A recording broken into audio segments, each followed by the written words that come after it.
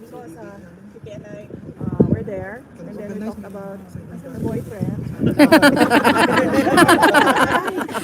Oh my God. Yes, It's go lovely to Kitty. see, VP, it's lovely to see you smiling po. Thank you, ma'am. VP, Maharlika po muli. Kumusta po si PRRD at this point in time? Gusto po namin. Okay naman siya. Okay siya. Kitty gave him an massage. Oh, wow. Very sweet naman. And then Kitty, yeah, go. na ano siya, na speechless siya sa boyfriend. Hindi Go na yan. sige lang, what is this? So yun, I was updating him with the situation with our families, and he's happy to hear that we are all doing well, that we are all okay, that we are continuing to pray for him. Na yun, mga positive things lang. We are telling him things that will uplift his spirit and things that will give him strength while he is inside. Nice. May advice ba siya sa'yo? Secret. At ka muna, about boyfriend. Na-shock ba siya? Okay, sige. Alright. Thank you.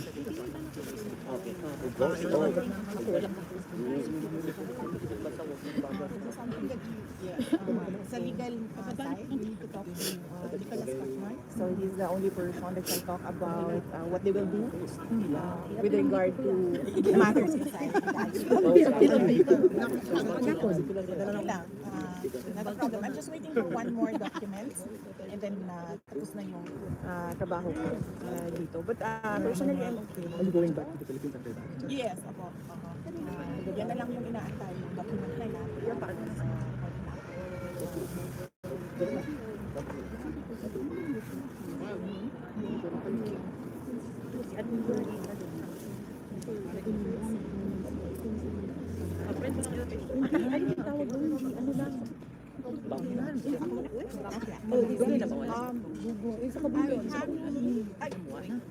I think I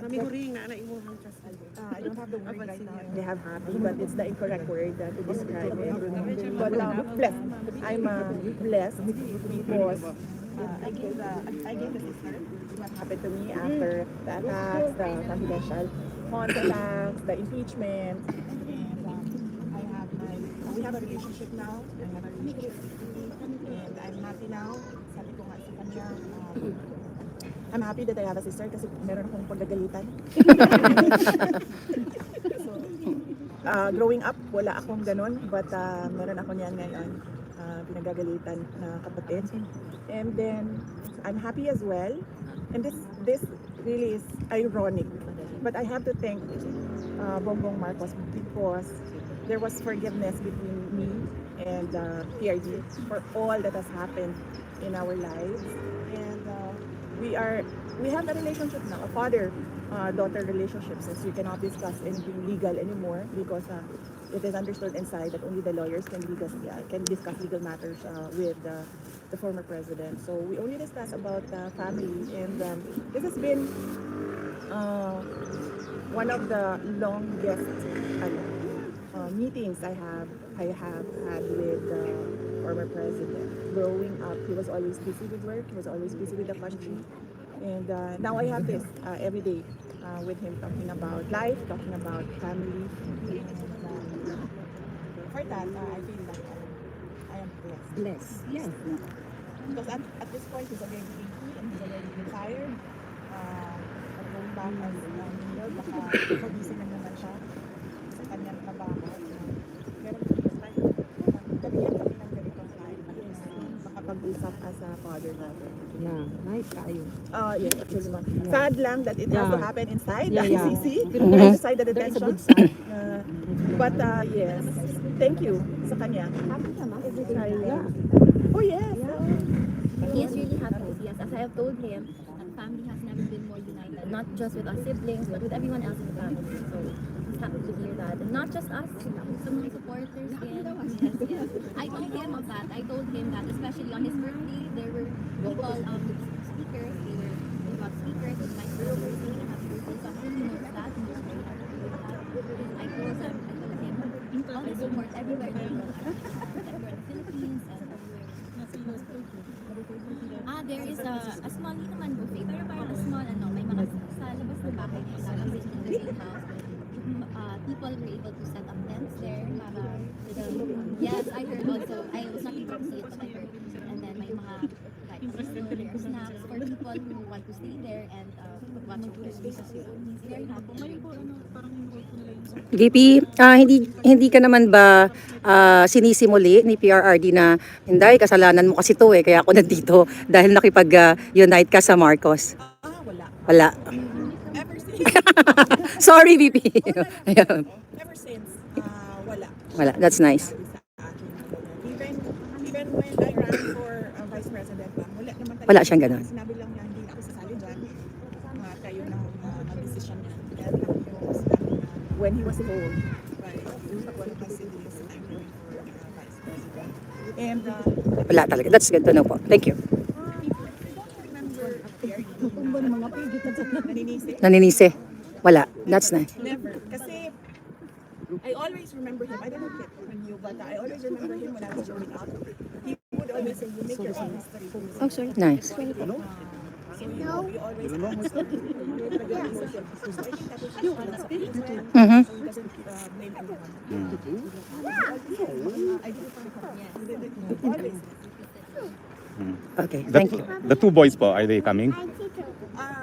The Paolo and Yes po.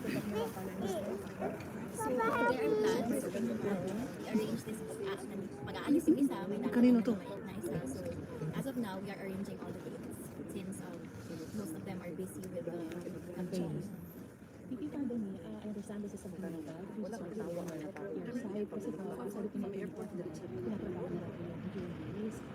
Meron pa ba kung nakikita na where to so filing man or using your files as a Pilipinas people na gusto ng mag-release kasi kasi may umalang po na kung ganun gusto dapat but just for the record we just want to hear if sa Pilipinas may gusto siyang release kasi nasasabi ko yung pala siya na ito does it mean that we have to recognize that ICC has jurisdiction over the Philippines?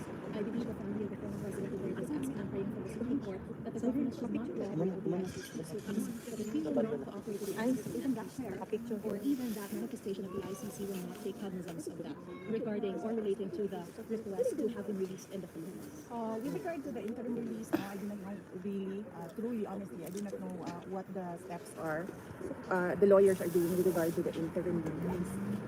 But as I told you before, I hear for his life. But we follow what the client wants, what the President Duterte wants, and he wants to yes, and everyone wants him To go back. to go home to the Philippines. And the Buenos want him to go because they will be dismissed for the next 3 years. But with regards to what the palace said, ma'am, yung sinasabi po nila na kapag yun po yung hihilingin, does this mean that we have to recognize the ICC that it has jurisdiction over the Philippines? Wala na nga po jurisdiction siya. But wala naman po kami hinihingi sa palace. We did not ask from the palace for anything. So I don't know what they are talking about. I think the context was kapag sa release sa Pilipinas ang isang kailangan sumunod sa lahat ng kondisyon ng ICC yung pagsang pagpapadatalhan sa in this case, if we release the Philippines, then they should follow all the conditions of the ICC. And in that case, this would mean parang nasa jurisdiction talaga yun. Well, that is something that they have to think about. The administration has to think about what their next steps are. So they should not ask the family, they should not ask the Filipino people on what their next steps are with regard to the talk on the return of the former president of the Philippines. Maybe when they decide that, if ever they will decide what their next steps are, if ever it is even discussed inside the halls of the palace, they can tell us what their plans are. The government plans to do with the return of President. No, on a different note, your mother, Elizabeth Zimmerman, is into this. My mother, she doesn't want that she be talked about or discussed in interviews. So let's keep it. Kiss.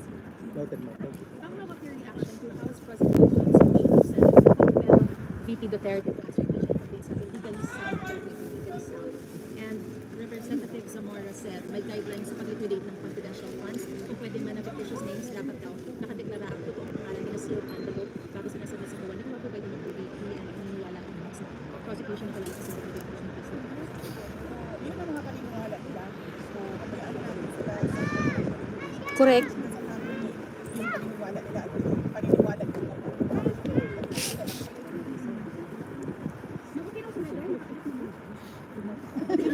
kayo, ma'am. Naka-warmer naman yata siya.